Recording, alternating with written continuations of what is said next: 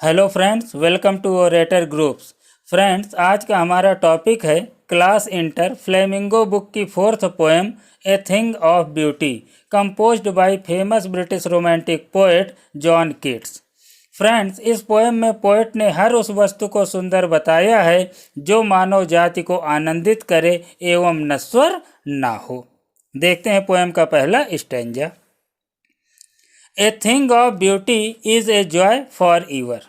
Poet ने poem के पहले स्टेंजा की पहली ही लाइन में सुंदरता की जो वस्तुएं होती हैं, अर्थात जो प्राकृतिक सुंदरता हो या मन को आनंदित करने वाली हो, उसी को इशारा करते हुए कह रहे हैं कि ए थिंग ऑफ ब्यूटी, सुंदरता की जो वस्तुएं होती हैं, इज़ ए जॉय फॉर ईवर, वे हमेशा बनी रहती हैं, अर्थात मानव जाति को हमेशा आनंदित करती रहती हैं। इट्स लवलीनेस इंक्रीजेस, यह सुंदरता निरंतर बढ़ती रहती है। It will never pass into nothingness, इसका कभी अंत नहीं होता, अर्थात यह सुंदरता कभी भी व्यर्थ नहीं जाती है। But will keep a bower quiet for us, bower का अर्थ होता है कुंज, शैडो ऑफ ट्री। जिस प्रकार से ग्रीष्म ऋतु में चिलचिलाती धूप में हमें सबसे ज़्यादा आनंद वृक्षों की छाया में आता है, उसी को पोएट यहाँ पर बता रहे हैं कि यह हमारे लिए एक ऐसे कुंज का निर्माण करती है जहाँ हमें and A sleep full of sweet dream, कैसी निद्रा हमको मिल सके, मधुर सपनों से भरी निद्रा हम प्राप्त कर सकें। एंड हेल्थ, अच्छे स्वास्थ्य को प्राप्त कर सकें। एंड क्वाइट ब्रीथिंग, और शांति मिल सके। अर्थात पहले स्टेंजा में पोएट ने प्राकृतिक सुंदरता का वर्णन किया है जो हमें मधुर सपनों से भरी नींद, अच्छा स्वास्थ्य और शांति प्रदान करे। देयरफॉर ऑन एवरी मारो, अतः ऑन एवरी, प्रत्येक, मारो का अर्थ है सुबह, मॉर्निंग से लिया गया है, मारो का अर्थ है सुबह। Are we wreathing, wreathing means होता है गूंथना, हमें प्रत्येक सुबह गूंथना चाहिए क्या, ए फ्लावरी बैंड, फूलों की माला।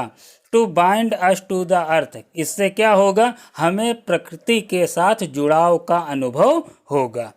तो दूसरे स्टेंजा की पहली लाइन में पोएट कह रहे हैं कि हमें प्रत्येक दिन सुबह सबसे पहले प्रकृति के साथ अपने संपर्क को स्थापित करना चाहिए, और उसके लिए सबसे अच्छा तरीका है कि प्रत्येक सुबह हमें फूलों की एक माला को गूंथना चाहिए, जिससे हमारा प्रकृति के साथ लगाव उत्पन्न हो सके।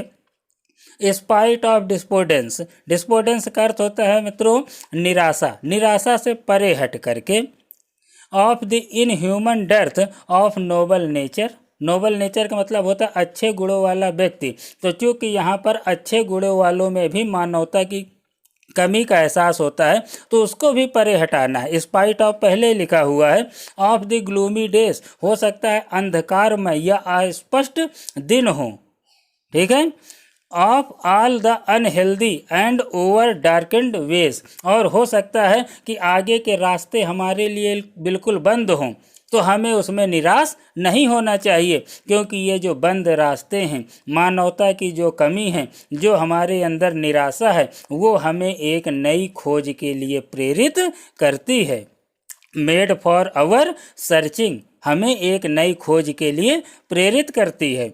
यस, हाँ, इन स्पाइट ऑफ ऑल, इन सब को अगर हटा दिया जाए, इन सब के बावजूद, सम शेप ऑफ ब्यूटी, कुछ सुंदरता की आकृतियाँ, मूव्स, हमें ले जाती हैं। अवे द, पाल का अर्थ होता है पर्दा, from our dark spirit, dark spirit का मतलब है बुरे विचार। यदि हमारे मन में बुरे विचार आते हैं तो प्रकृति की कुछ सुंदर वस्तुएं इस पर पर्दा डाल देती हैं। अतः जब हम प्रकृति के संपर्क में आते हैं तो जो हमारे बुरे विचार हैं उनको भी प्रकृति हमसे दूर कर देती है और पुनः हमारे अंदर रिफ्रेशमेंट लाती है। देखते हैं अगला stanza.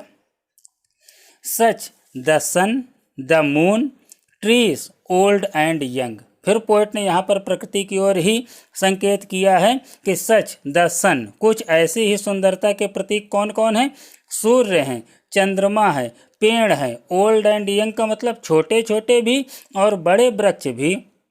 Sprouting A सैडी boon for simple ship, क्या करते हैं, वृक्ष चाहे छोटे हों या बड़े हों अपने नीचे बेसहारा जानवरों को आश्रय देते हैं, उनको ठंडक पहुंचाते हैं। तो यहाँ पोएट कह रहे हैं कि कुछ ऐसे सुंदरता के प्रतीक हैं सूर्य और चांद, छोटे बड़े पेड़ पौधे जो विकसित होते हैं और सिंपल सिप अर्थात साधारण भेड़ों के लिए छाया के रूप में वरदान बनते हैं। एंड सच आर डैफोडिल्स, ऐसे प्राकृतिक छटाओं में ही डैफोडिल्स के फूल क्या करते हैं, जंगलों में खिलते हैं। With the green world they live in, green world करते हैं जंगल से है कि वो जंगलों में खिलते हैं, और लिव इन जहाँ पर रहते हैं वहाँ के माहौल को सुंदर बनाते हैं, बहुत प्यारा बनाते हैं, मन को लुभाने वाला बनाते हैं। एंड क्लियर रिल्स, रिल्स का अर्थ है नदी या जल के स्रोत। तो जो साफ स्वच्छ नदी और जल के स्रोत हैं, दैट फॉर देमसेल्फ, वो स्वयं के लिए एक cooling covert make against the hot season, गर्मी के मौसम में, अर्थात यहाँ पे कह सकते हैं कि जो छोटी नदियाँ और बहने वाले पानी के स्रोत हैं वो ग्रीष्म ऋतु में खुद के लिए एक ठंडी आवरण बना लेते हैं, जिसमें गर्मी के समय वो बिल्कुल भी सूखे ना नष्ट ना हो, अपने लिए मार्ग पहले से तैयार कर लेते हैं।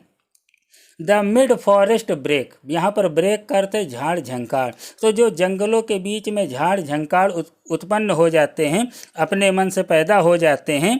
Rich with a sprinkling of fair musk rose blooms, तो ये झाड़ झंकाड़ जो जंगलों में अपने मन से उत्पन्न हो जाते हैं, इनके बीच भी जंगली गुलाब खिलते हैं जो कि इनको सुंदरता प्रदान करते हैं। अर्थात जंगल में चाहे झाड़ झंकाड़ हो या पुष्प हो, उसकी सुंदरता कभी नष्ट नहीं होती है।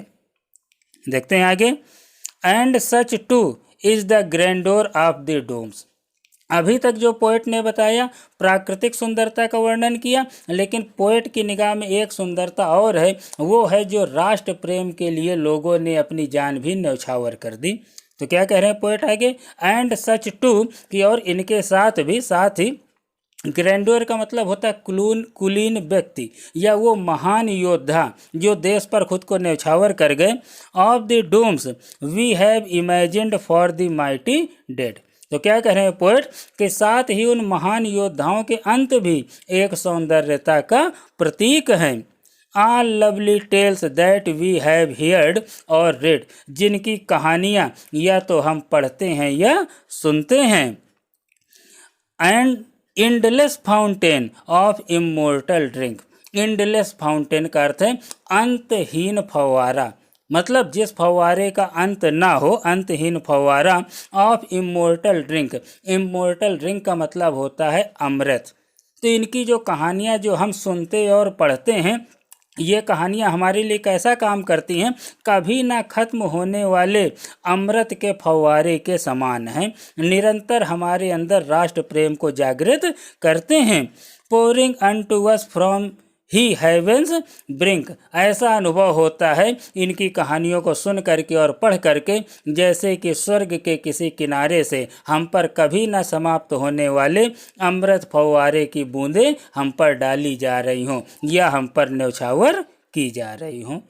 बहुत ही सुंदर पोयम है बच्चों। यहाँ पर ओरिजिनल स्पिरिचुअल ब्यूटी का वर्णन पोएट ने किया है और बताया है कि हमें ऐसी ही ब्यूटी की हमेशा प्रशंसा करनी चाहिए जो नश्वर ना हो, यानी कि प्राकृतिक सुंदरता।